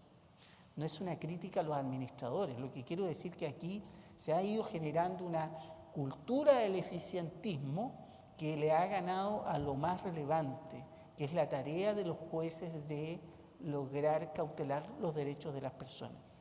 ¿Cómo se resuelve este problema de brecha que se ha provocado? Primero, dando a conocer estas cifras. Pero yo creo que los jueces no lo saben. Segundo, poniendo en discusión esta temática para que los jueces contrasten sus estilos de trabajo, sus prácticas, con lo que dice la ley, con lo que dice la academia, por otro lado, para llenarnos de mayores elementos de juicio al momento de determinar la forma en que debiéramos trabajar. Creo yo, y lo digo con cierto dolor, que la mística que existía en todas las instituciones que participaron de la reforma procesal penal en su inicio se ha ido perdiendo. Y el trabajo de los fiscales, de los defensores y de los jueces se ha vuelto demasiado rutinario. Y creo que esa rutina finalmente se ha terminado comiendo la función potente que cada uno de ellos debe cumplir. Entonces, lo que hay que hacer es un reencantamiento con la función del juez, la función del defensor, la función del Ministerio Público. Probablemente esto pasa por diálogo, por capacitación, por una renovación no solo de las, no digo de las personas, sino que de la lógica con que se mira esto, para comprender que detrás de estas consultas que el juez debe hacer para controlar la detención hay una necesidad de cautelar por los derechos. Mi mayor preocupación tiene que ver con que si el control de detención hoy día no se está haciendo, finalmente los grandes resultados que hemos logrado en la disminución del abuso policial en la calle, esos grandes resultados se puedan ir perdiendo con el tiempo. Cuando comenzó la reforma, los controles de detención tenían como resultado oficios a la policía comunicando los reclamos de cada uno de los privados de libertad. Y las policías eran capaces de enmendar, de corregir, de evolucionar. En la medida en que se controla menos la detención, por supuesto que esa comunicación desde los tribunales a la policía disminuye y probablemente con eso también los resultados. El Estado está gastando una enorme cantidad de recursos en llevar a una persona detenida dentro de las 24 horas ante el juez. Está gastando muchos recursos en que una institución como el Ministerio Público genere información de calidad para que ese juez pueda controlar la detención. Hay mucho personal involucrado. Está gastando recursos en un defensor para requerir información adecuada, para proveerla y contrastarla con la del Ministerio Público ante el juez.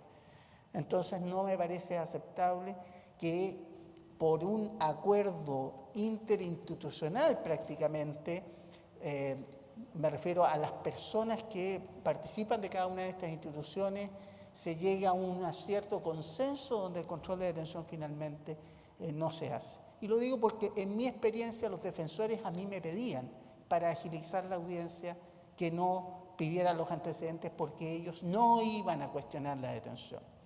Y eso no es aceptable porque es la función legal. Gracias. Bueno, yo en cuanto a la experiencia argentina, yo a propósito les he comentado las 2 vías de acceso a la justicia de personas privadas de libertad como para mostrar que no hay soluciones únicas. La creación de la figura del juez de ejecución penal no es una panacea tampoco. El acceso a la justicia de personas privadas de libertad no se resuelve simplemente con la creación de una figura como son los jueces de ejecución, sino con realmente garantizar ese acceso a la justicia. De hecho, ya en los años 80, al poco tiempo de haberse creado en Italia la justicia de ejecución penal, un ex juez de ejecución penal, ya era muy crítico con esa figura porque decía que la justicia de ejecución penal podía terminar dando una nueva legitimación a la pena privativa de libertad, porque ahora había un juez que garantizaba las condiciones de detención y por lo tanto la cárcel se volvía en un ámbito garantista. Y cuando esa justificación es meramente retórica y después esa justicia de ejecución penal no es efectiva, entonces casi que puede ser contraproducente haber creado esa judicatura. Entonces, por eso digo, no se trata solo de ponerle nombre a un órgano judicial específico, sino de realmente garantizar ese acceso. Se puede garantizar con los jueces que ya tenemos, tal vez otorgándoles sí unas funciones muy claras de garantía de los derechos de las personas privadas de libertad. En ese sentido, me parece tal vez más importante avanzar en la aprobación de una ley de ejecución penal y de una reforma penitenciaria que tiene pendiente Chile, que Argentina también la tiene pendiente, si bien tiene una ley de ejecución penal aceptable, el sistema penitenciario federal es un sistema militarizado, con una ley que proviene de la última dictadura, así que también tenemos muchas herencias pendientes que van a contracorriente de las nuevas concepciones que hablan de que la ejecución penal tendría que estar a cargo de una administración más civil, desmilitarizada, etcétera, que los distintos servicios de atención a la salud, a educación, trabajo los presten los distintos ministerios del Poder Ejecutivo, no una fuerza de seguridad, ¿no? Como sucede acá en Argentina. Por lo tanto, me parece más importante casi avanzar en eso, en establecer los estándares de garantía de los derechos fundamentales de las personas detenidas y sí, claramente establecer ese acceso a la justicia, pero la vía que se establezca mientras sea efectiva para mí es válida. Lo que sí me parece relevante es poder abordar problemas estructurales desde la justicia. Yo no sé si en la actualidad en Chile hay alguna vía para plantear acciones colectivas, pero eso me parece que sí que es una experiencia reciente de la última década y pocos años en Argentina que ha sido muy positiva, ha dado resultados muy positivos, más allá de que no ha solucionado los problemas, pero es un camino abierto, interesante, porque la sobrepoblación, las malas condiciones de detención, los incrementos de la población detenida no se solucionan con un juez de ejecución. Ahí hay que ver qué otras herramientas más de carácter estructural pueden existir y qué papel tiene que cumplir la justicia en ese control de las condiciones de detención, en impedir que se cumplan penas privativas de libertad que vulneren los derechos de las personas afectadas.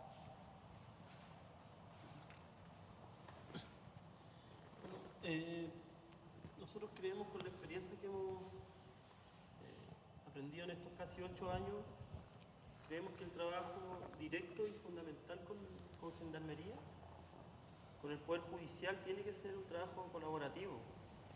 Hemos tratado de buscar la forma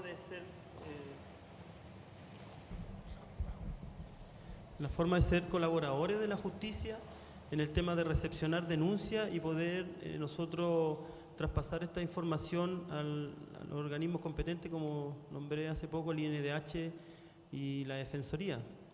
Pero muchas veces tampoco dan abasto el INDH y la Defensoría, porque tenemos situaciones de vulneración, de tortura, más los fines de semana en 7, 8, 9, en 10 cárceles. Y ahí tenemos que actuar nosotros con escrito, amparo. La ley nos facilita la presentación de escrito online por el portal virtual judicial, que eso también fue un buen avance, el acceso a la justicia, de poder presentar no presencial, sino a nivel país.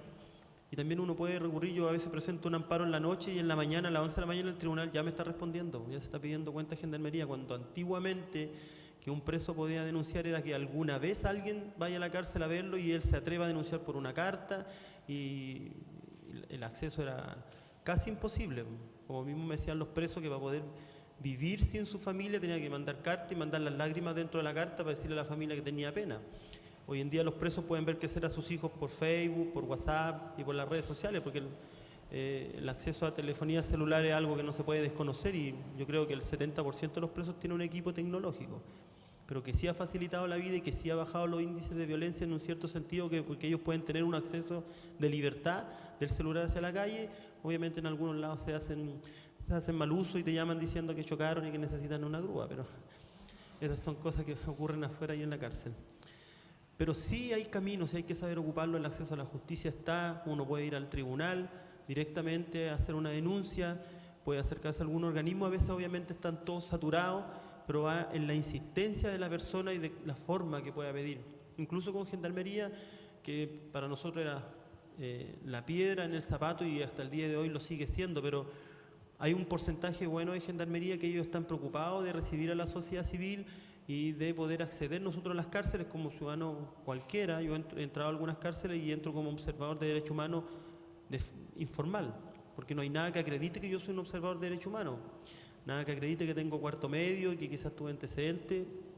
Me deja entrar por la confianza y por el trabajo que hemos realizado y podemos visibilizar lo que le pasa a los presos, entrar a la cárcel, entrar a las torres, entrar a los patios.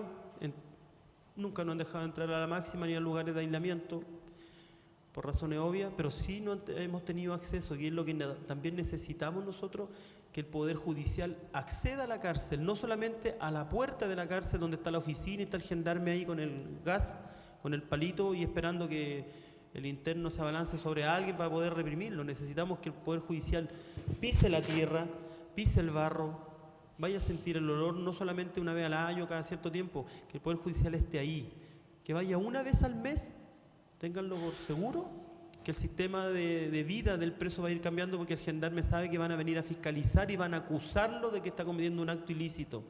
Porque nosotros podemos ir cientos de veces, pero por la espalda quizás hasta nos escupen algunos funcionarios. Pero si alguien del Poder Judicial, cambia la cosa. Cuando nosotros presentamos un escrito, llamamos por teléfono a un jefe de unidad, a veces nos escuchan, pero cuando llama un juez, porque le avisamos nosotros que hay una tortura, cambia el tema. Sacan al interno, le sacan la sangre, ellos mismos lo cosen a veces, ya, di que te caíste, que te pegaste, llegué a un acuerdo. Te cambio de módulo, le han ofrecido, te doy la dominical, no me denuncié. O sea, han pasado cosas muy extrañas, presos que se han ido con la dominical a los meses después, siendo que tenía malísima conducta. Uy, te fuiste con la dominical, sí, me dijeron, beneficio, o sabíais. Prefieren quedarse callados. Son cosas, como podríamos decir, ilegales, pero la búsqueda de la libertad no tiene frontera. Y ahí es donde uno tiene que llegar al acceso que era antes imposible, llegar a un alcaide. A mí que me atienda un alcaide para mí llegar hoy día acá era un sueño. Nunca pensé que me iban a invitar en la Corte Suprema, pero sí estoy acá. Es decir, que sí se puede cambiar la idea del país, que pasamos por malas situaciones durante varios años, que nos atormenta la delincuencia, como dice la prensa, pero sí se puede, que el presidente de la Corte Suprema puede ir a la PENI, que invite al presidente de la República, que se paseen por el óvalo, que vayan a la cárcel de máxima seguridad y que este gobierno diga, vamos a cerrar las celdas de máxima seguridad porque son inconstitucionales. Si aplicamos la ley de tortura y tenemos a los presos encerrados 23/1, tenemos que acomodar la ley a lo que nosotros mismos estamos estableciendo. Pero aprovechemos la instancia, sigamos insistiendo, porque vamos, yo creo, en un buen camino. Yo creo que podemos hacer grandes cosas, pero tenemos que trabajar la sociedad civil. No solamente el Estado, porque han dicho el Estado indolente, sí, han pasado cosas, han habido grandes masacres a nivel de todo el mundo, como pasó en Argentina, en Nicaragua, diferentes lugares. Pero la insistencia de nosotros es cómo podemos hacer un cambio social, de la gente. En las marchas hay 10.000 personas, podrían haber 10 millones de personas en una marcha. No tenemos que quedarnos sentados esperando que cambie. Los problemas del Estado pueden ser el 20% y quizás el 80% podemos solucionarlo nosotros. Nosotros también somos parte del problema. Hay que dejar un poco los pies en la calle, a veces yo creo, si queremos cambiar la historia del país. No solamente exigirle a los políticos, nosotros también somos responsables de un cambio social. Eso.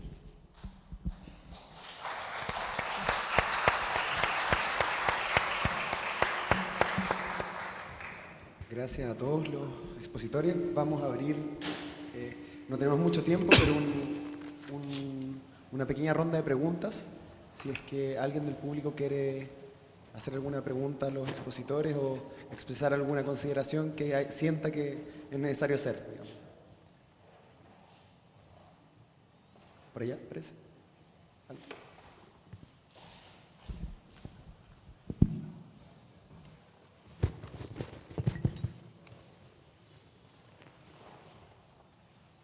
Buenas tardes. Primero quisiera agradecer este espacio de discusión. Yo trabajo en la Corporación Administrativa y la verdad es que para nosotros las personas privadas de libertad siempre han sido un usuario muy desconocido, muy difícil de acceder. Y creo que este tipo de conversaciones nos ayudan un poco a dimensionar la magnitud de lo que ocurre y nos ayudan también a humanizar, a darle rostro a la cifra, que finalmente con la que nosotros estamos acostumbrados a lidiar a diario. Frente a esto quisiera más bien hacer una pregunta general respecto a cómo los panelistas visualizan mejoras factibles que tienen que ver además con un fenómeno que socialmente es resistido. O sea, yo creo que hay un cierto consenso de que efectivamente faltan recursos, probablemente hay que hacer inversiones importantes, pero donde en general la sociedad es reticente a invertir sobre este tipo de grupos, donde hay una carga emocional probablemente muy, muy fuerte. Y desde ahí, en el fondo, ¿cómo podríamos construir algunas mejoras? Pensando en, por ejemplo, quisiera compartir con ustedes un caso que a mí me parece particularmente interesante, que salió en la prensa a mediados de año, que en Uruguay se estaba discutiendo la posibilidad de que las cárceles las administrara el Ministerio de Educación y no el Ministerio de Justicia, por ejemplo, que pueden ser medidas súper disruptivas, pero que podrían de alguna manera mostrar este cambio de visión, este cambio de que queremos realmente reinsertar a las personas y no solo castigarlas en ese sentido. Gracias por la pregunta. Abro el micrófono. Bueno, me parece interesante el planteamiento porque es cierto que hay que contar con la sociedad, cuál es la respuesta de la sociedad frente a estos temas. No es fácil porque en general hay como una opinión pública muy contraria a invertir en medidas económicas o también a liberar, a reducir penas, todo lo contrario. En general hay lo que se denomina un populismo punitivo, que es incentivado muchas veces por los propios políticos, los medios de comunicación. El tema de la alarma social frente al delito es muy explotada muchas veces por partidos políticos con muy pocos escrúpulos, porque la verdad que desde el poder político me parece que es muy irresponsable usar esos discursos y ofrecer siempre aumentar penas, castigos más severos, etcétera, porque con esos discursos me parece están engañando a la ciudadanía. El incremento de penas y el incremento de encarcelamiento en cárceles sobrepobladas, donde a las personas detenidas no se les brinda ni educación, ni trabajo, ni ningún tipo de tratamiento, no contribuye a dar más seguridad a la sociedad, todo lo contrario. Más población detenida, peores condiciones de detención, implican más inseguridad, porque toda esa gente al fin y al cabo va a retornar a la sociedad, implican un daño social brutal para las familias y las comunidades que tienen que recibir a esas personas liberadas, que no tienen ningún tipo de ayuda del Estado, sino que se tienen que hacer cargo de todas estas personas que han pasado años en prisión y que les va a costar muchísimo si lo consiguen algún tipo de trabajo. En ese sentido me parece también que hay que apelar un poco a la responsabilidad de los políticos.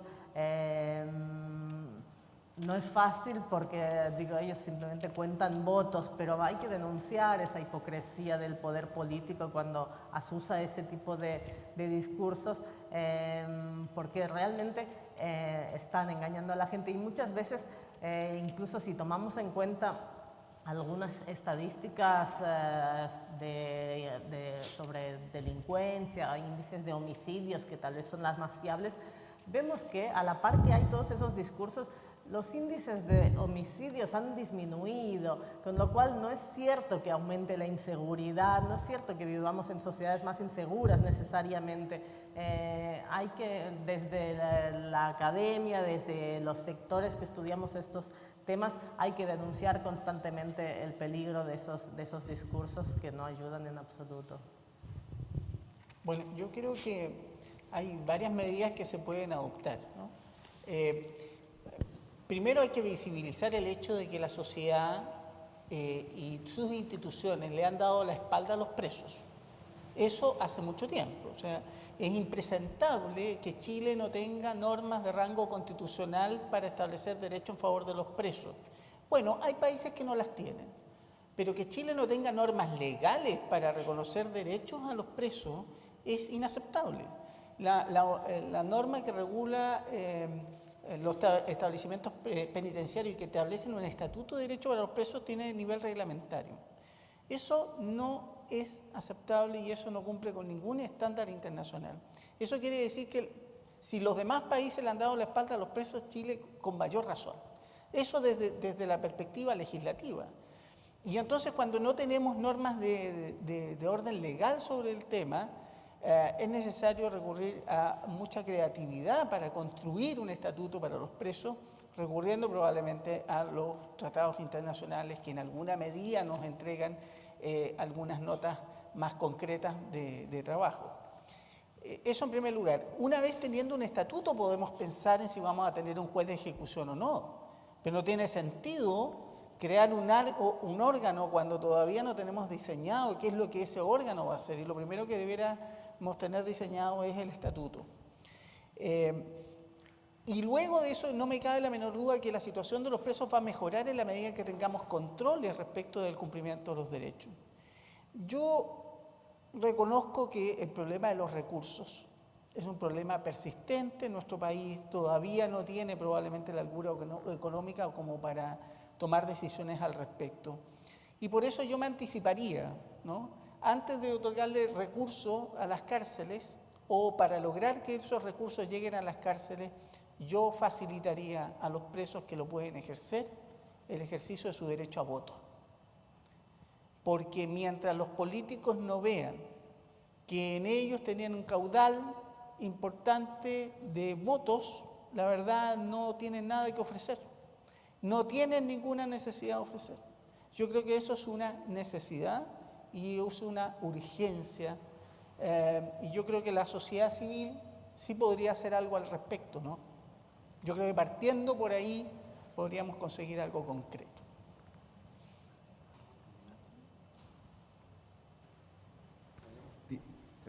Yo creo que para la última pregunta, así que...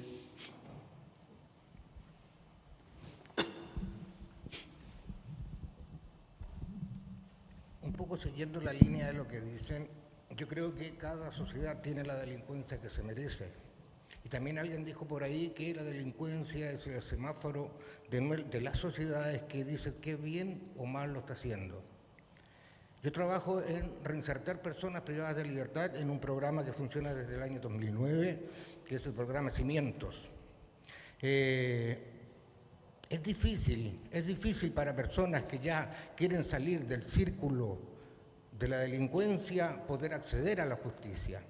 Nosotros nos encontramos con casos dolorosos donde a un tipo le estamos diciendo cambia tu vida, mira que aquí hay una sociedad que te espera, que aquí hay una sociedad que te va a recoger, y llega en la tarde al penal y al tipo lo muelen a palos. El tipo no reclama porque pierde el beneficio. ¿Cómo llega la justicia a él? ¿Cómo es capaz la sociedad de entregarle justicia a las personas que también cometieron errores, cometieron crímenes? Estamos totalmente de acuerdo, pero que tienen el derecho de volver a reinsertarse en la sociedad. ¿Cómo llega la justicia hoy día? Hoy día no hay ninguna herramienta que sea capaz de darle justicia a estas personas. Se habla también de la ley de ejecución de pena, que el año 2015 hubo todo un proyecto armado ya para pasar al Congreso a su discusión, y se tiró para atrás en noviembre justamente del año 2015. Ahí se perdió la ley de ejecución de pena que debería haber tenido este país. Hoy día las penas no deben ser controladas por un ente administrativo que ya cumplió su ciclo, que ya no da más. Y yo creo que quedó claro con la huelga que hicieron los funcionarios de Gendarmería que ellos ya no dan más. Aparte, el nivel de educación que ellos poseen para trabajar un tema tan complejo como es la reinserción de personas, tampoco da. Para ser gendarme necesitan segundo y tercer año medio. Para ser oficial, cuarto medio. Es decir, ¿de qué estamos hablando? Desde ahí parte lo mal hecho que está esto. Y la justicia para las personas privadas de libertad hoy día lamentablemente no existe, y la única luz que se vislumbra es la ley de ejecución de pena, buena, mala, como sea, pero es el paso siguiente a la instalación de la reforma procesal penal.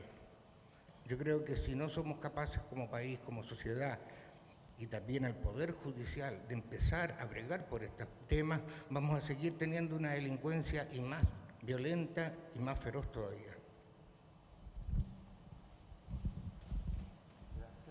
Gracias. ¿Alguien quiere decir algo al respecto?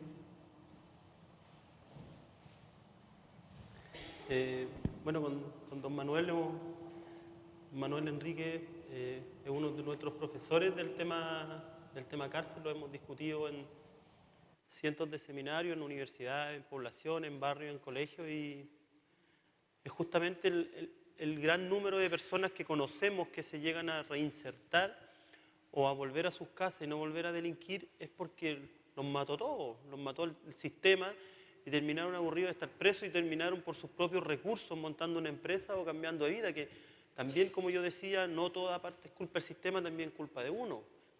También el quererse uno mismo, decir, no quiero estar más preso también, pero también falta ese empujoncito en decir, te voy a darte una oportunidad. Salen de la cárcel, salen con buena conducta, salen con todo, pero el proceso laboral está cerrado. A veces han perdido incluso su casa, porque llegan a su casa y está arrendada. O llegan a su pieza y la está ocupando un familiar, no tienen ni casa donde llegar porque no hay el seguimiento de saber quién va a salir en libertad. Y en el gobierno anterior quisieron endurecer las penas y esas personas iban a cumplir condena en el siguiente gobierno, y vamos a tener todo ese grupo de presos que van a salir alguna vez en libertad. Y si no hay un tratamiento directo, justamente la violencia se toma de estas personas. Por eso nos preguntamos, ¿cómo este joven en Las Condes, en Vitacura, asaltó una casa, disparó y apuñaló a una señora? Es para enjuiciarlo, es para hablar públicamente, para que lo alucen y le hagan un sinfín de cosas. Pero empezamos a averiguar y él venía del Sename.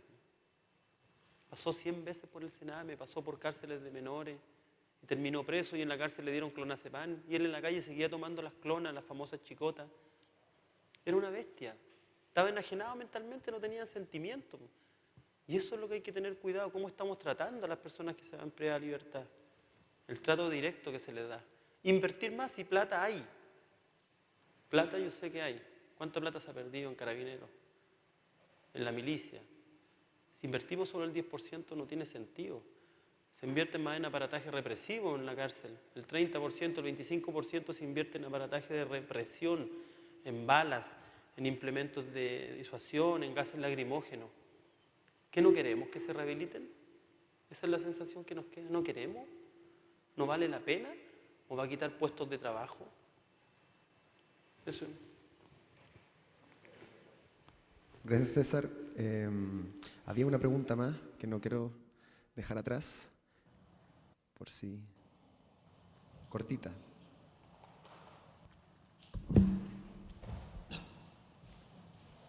Acá.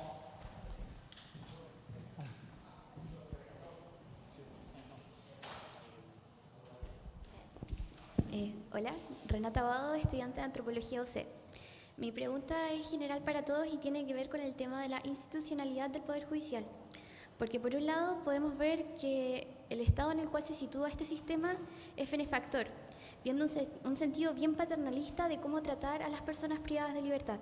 A través de la cultura de la eficiencia, como menciona usted, es que vemos una mirada utilitaria de las personas. Por ejemplo, a través de la creación de habilidades parentales de las mujeres que tienen a niños fuera del contexto carcelario. También en la manera en que ellos tienen que hacer conducta para poder acceder a ciertos beneficios, o simplemente, en el caso que manifiesta César, a través del incendio. En este caso es que vemos a la institucionalidad como un fin en sí mismo, en donde el castigo es su eje principal. En este sentido, la pregunta va orientada a cómo ver la institucionalidad como un medio para la reinserción y no como un fin en sí mismo. Gracias. Gracias. ¿Alguien que se quiera hacer cargo? ¿Sí? Bueno, había una pregunta más y hacemos una última ronda y terminamos esto. Allá.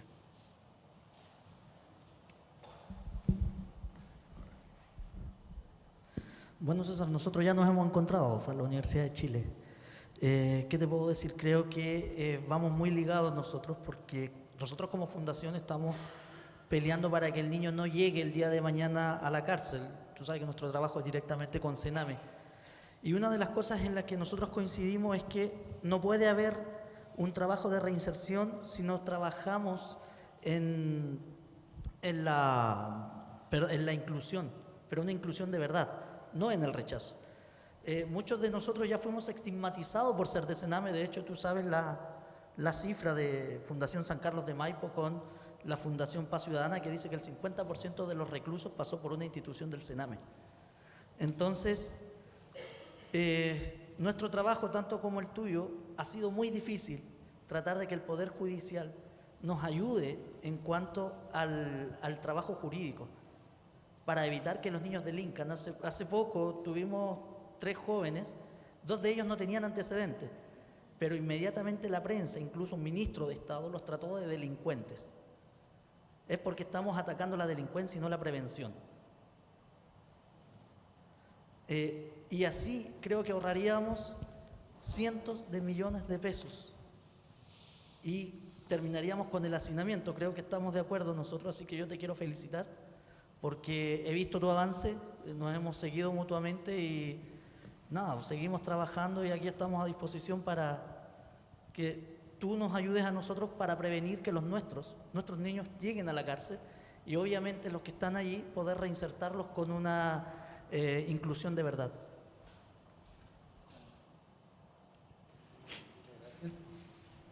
Abro la oportunidad si quieren decir algo al respecto. Bien, yo quiero aclarar 2 cosas. Primero, el Poder Judicial, solo como aclaración, yo sé que muchos de ustedes lo saben, pero el Poder Judicial no administra las cárceles, ¿no?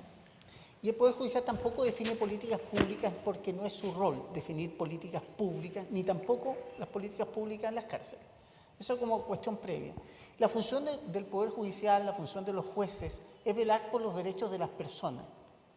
Y esto es tan contracultural y tan impopular como que a los jueces les toca velar por el derecho de las personas privadas de libertad. ¿Ah? Personas que la sociedad cataloga como delincuentes aún antes de que recaiga una sentencia que así lo declare. Porque esta sociedad tampoco cree en la presunción de inocencia, ¿no? De hecho, nosotros no creemos en la presunción de inocencia. ¿Para qué vamos a decir una cosa por otra? Salvo la nuestra, ¿no? Cada uno cree en su propia presunción de inocencia, pero nos sorprendemos cuando vemos una noticia por la televisión y la prensa nos dice que ese sujeto es culpable, nos sorprendemos porque el juez al día siguiente lo deja en libertad.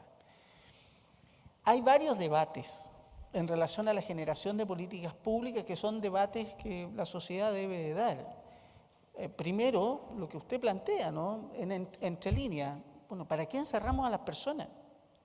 ¿Las encerramos solamente para que cumplan un castigo por lo que hicieron o las encerramos para que sean sometidos a tratamiento de modo tal que cuando salgan en libertad no vuelvan a delinquir?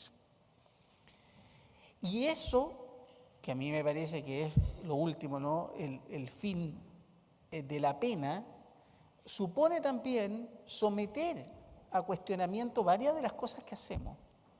Primero, el tema presupuestario que señala César. Estamos dedicando el 10% de los recursos a la rehabilitación. Una mala rehabilitación, finalmente, ¿no? Yo no cuestiono que se gaste la cantidad de dinero en todo el tema de seguridad de las cárceles. Probablemente también es un monto insuficiente, porque falta personal de gendarmería. Las condiciones en que ellos trabajan son condiciones inaceptables. Probablemente esa cantidad de dinero hay que aumentarla, la cantidad de dinero en seguridad, pero paralelamente hay que aumentar la cantidad de dinero que se gasta en resocialización, porque allí sí que realmente faltan recursos. Generar planes adecuados de resocialización es necesario. Pero eso también nos demanda varias otras cuestiones. Por ejemplo, el certificado de antecedente, las anotaciones penales, cuánto ayudan a la reinserción o cuánto dificulta la reinserción.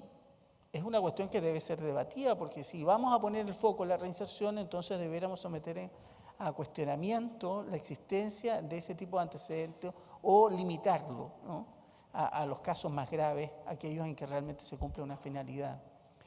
Y lo tercero, solo para mencionar el ejemplo, creo que el país también deberá plantearse la necesidad de otorgar subsidios o pensiones temporales a quienes salen en libertad.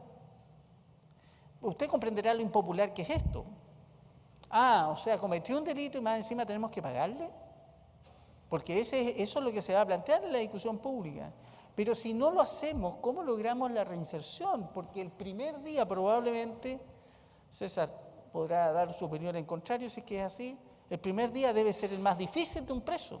Y cuando digo el primer día me refiero a la primera semana, el primer mes, ¿no? El primer tiempo inmediatamente saliendo en libertad debe ser un tiempo tremendamente difícil.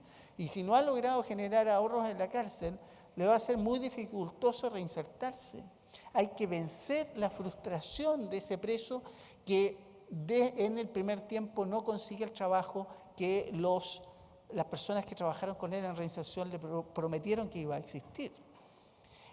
Hay que generar planes adecuados para que las cárceles realmente reeduquen para el trabajo, reeduquen en hábitos, reeduquen en disciplina, en el respeto de los derechos del otro. Y eso supone tomarse en serio el tema de la rehabilitación. Ahí tenemos una parte importante de que el Estado exige a las empresas privadas que contraten personas privadas de libertad, pero nos preguntamos ¿cuántas personas el Estado tiene contratadas un antecedente o en proceso de eliminación de antecedentes? Hay una exigencia social de que les demos oportunidades, salir comerciales en la televisión, que les tenemos que dar oportunidades, pero las oportunidades directas desde el Estado se pierden. No hay, no podemos exigirle solo la propiedad privada a las empresas privadas. Tenemos que, como Estado, primero dar el ejemplo en la sociedad que nosotros sí queremos que esa persona se reinserte. Le vamos a hacer omisión de antecedentes, como se hace en el registro civil, pero le vamos a dar una oportunidad laboral porque el preso también, justamente como le decía acá el colega, tiene hambre, quiere ponerse zapatillas, quiere vestirse, quiere darle a su mujer, quiere darle a su familia.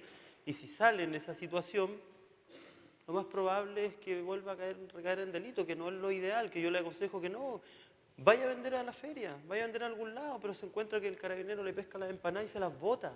Le quitan la ropa que está vendiendo como vendedor ambulante, porque tampoco pueden seguir patentes, o sea, se encuentra en una situación de total abandono y total desesperación, porque uno, cuando no come en una tarde, la fatiga es tremenda y uno se marea y se siente mal y anda de mal humor. Una tarde. Y no tener para comer días, el cerebro empieza a funcionar incluso con cosas irracionales, sabiendo que hizo de años. Hay jóvenes que han hecho 15 años y duran 3 días en la calle. 3 días. ¿Dónde está esa familia? ¿Dónde están los poderes? ¿Dónde están las organizaciones, la sociedad civil? ¿Cómo puede durar 3 días una persona que hizo 15 años y volvió por un simple delito por un robo de un celular? Y hace 10 años más. Ahí todos estamos fallando. Ahí falta invertir recursos, yo creo. Lo que planteaban de la importancia de invertir mucho más en prevención, de lo que se trata es de evitar siempre el ingreso a prisión, invertir en educación, en servicios sociales, sobre todo en la población joven.